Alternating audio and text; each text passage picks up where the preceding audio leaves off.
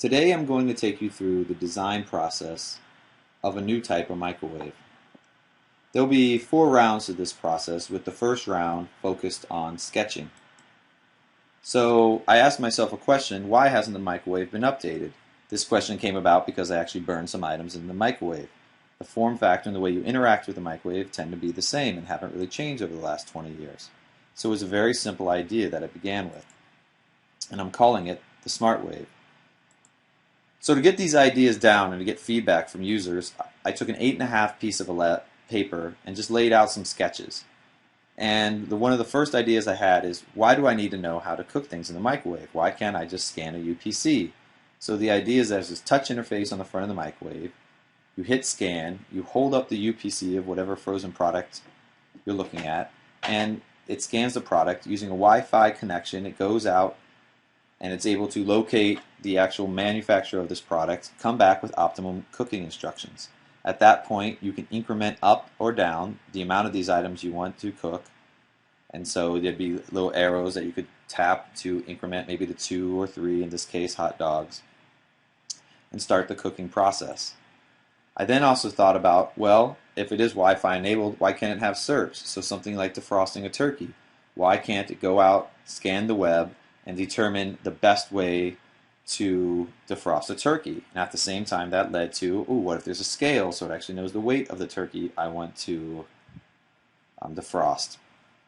And then the third sketch that I showed to some colleagues was the idea that whenever you first set up a microwave, you have to set the timer, the clock on it. And so I showed this to my colleagues, and I immediately got feedback on, this is a Wi-Fi enabled device. Why do you even need to set the timer? It should be able to go out again to the internet, determine what time it is, and set the time for you. And that's really what this first round does. It allows you to get immediate feedback. So a concept like this, such as setting the time, which I could have spent a lot of time trying to design out, just by showing it to a colleague, we were able to say, don't spend too much time designing this out. This is pretty much fundamental to how the product should act, and you should be able to have the product, in this case the Smartwave, pull in the time. And so that's really why the first round of iteration is sketching. It's quick, it's throwaway, you get simple ideas, and you get immediate feedback. So the next round, I took what were the sketches and I brought them into a program that I use a lot in my job, Visio. And what I did here is I just added a level of fidelity. So I looked into what are some of the edge cases that might happen in the prototype, such as, what if a potential purchaser of a Smartwave doesn't have a Wi-Fi enabled device? Perhaps they just want to purchase it because they like the touchscreen interface. Well, in that case, you would have to set up the time manually. So what does that look like? Also, when I hold up the UPC, I started exploring what it might look like when the Smartwave actually scans that UPC. What is that state that the UI has that's letting the user know, hey, I'm going through some processing right now? Same thing when I'm cooking an item here. What does that state look like when an item is cooking? What is that feedback? Not only do you see in the middle that you have 3 hot dogs in the Smartwave, but on the right UI, it's also saying, hey, there's 3 things here I'm cooking, and here's the countdown with a cancel button. There's also started exploring some lists. So if you have the ability within the Smartwave to actually search for an open-ended item, such as turkey, what might that list that it returns look like? And then finally, exploring a new concept of manual controls. What if I just know that I want to cook something for 1 minute? I should just be able to go in through the Smartwave, hit manual, and punch something in for 1 minute. And so round 2 was really finessing and exploring some edge cases.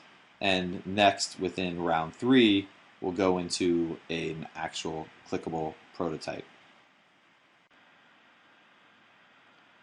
Round 3 involved creating a clickable prototype using Balsamiq.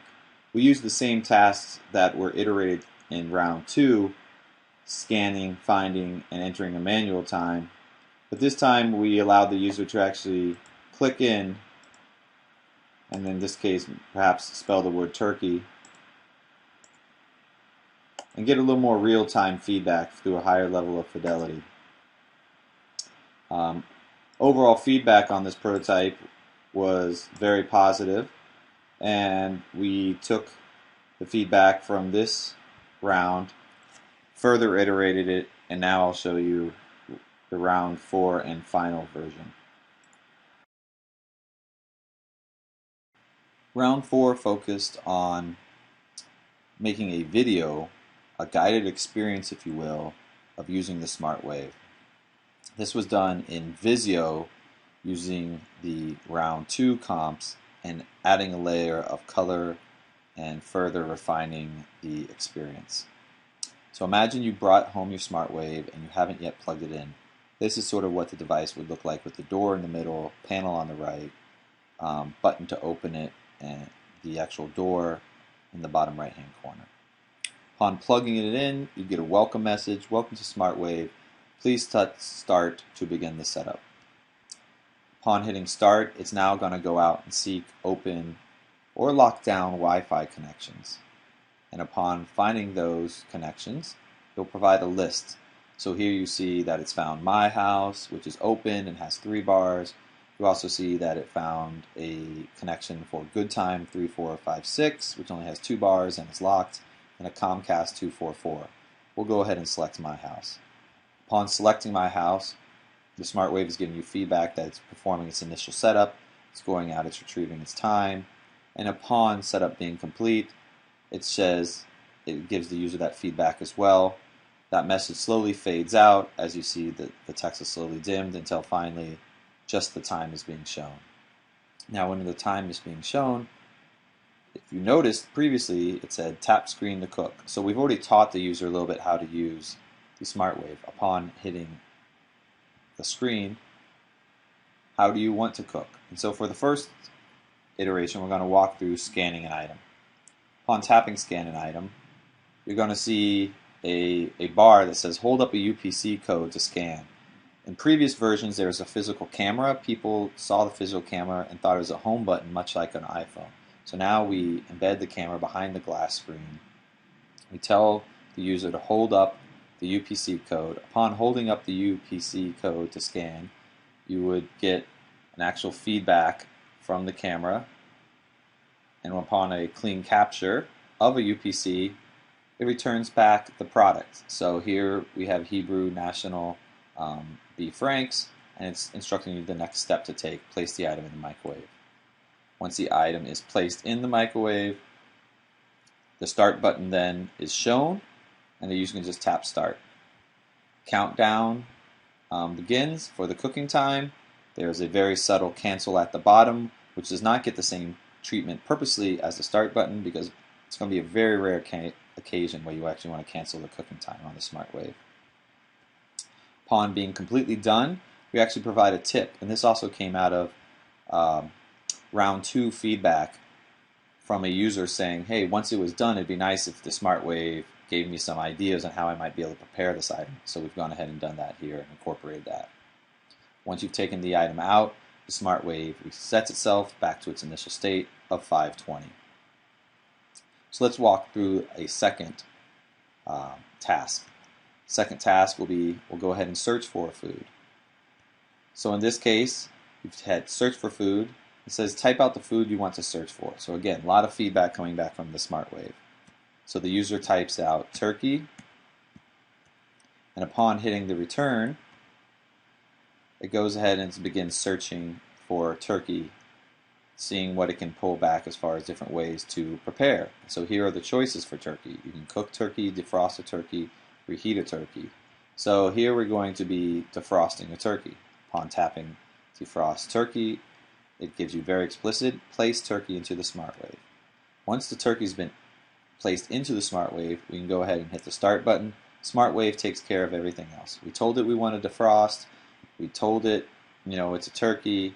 Smartwave is able to then weigh the item, and it's going to take 17 minutes and 29 seconds to slowly defrost this turkey. Much like we saw with the hot dog example, once it's done, and because it is defrosting, Smartwave knows you're going to want to cook it. So it offers you some prep tips. cook the breast side down, preheat your oven to 400 degrees, take out the turkey innards. Everything goes along with cooking the turkey. The Smartwave can provide you those written instructions. And then upon taking out the turkey, time would reset back to 520. And then finally, we'll take you through that third task that we talked about in round 3 of actually setting a manual time. So how do you want to cook? I want to set a manual cooking time. Upon hitting that, you see a very easy keyboard, large targets for the 1, 2, 3, 4, 5, 6, 7, 8, 9. And you can start saying, hey, I have this pizza slice I put in. I'm going to cook it for 1 minute and 15 seconds. Go ahead and hit start. And the cooking and the countdown are just like you would expect in your regular microwave. So even someone who hasn't used a Smartwave before, or doesn't have a UPC item, or isn't going to be searching for any items, they can quickly step up to the Smartwave and cook an item. And then upon being done, because the Smartwave doesn't know what kind of item it is, in this case you cooked, because there's a manual control, just gives you this very simple message. So there you have the full design process as I went through it for the Smartwave. First, there is the idea and creating a sketch and getting quick feedback. Then we raised the level of fidelity by putting it into Visio, tested it in front of 3 users, and grabbed feedback. That led to a clickable prototype that when there is an observation of a user actually using it through the clickable prototype, then this final version that we went through was really the refinement phase, taking it back into Visio, refining the messaging that's coming back, refining the look of the prototype, and doing a guided walkthrough so that anyone who wants to learn about the Smartwave can take the guided walkthrough and get an idea of what it is that this product would do. I thank you for your time and enjoy the rest of your evening.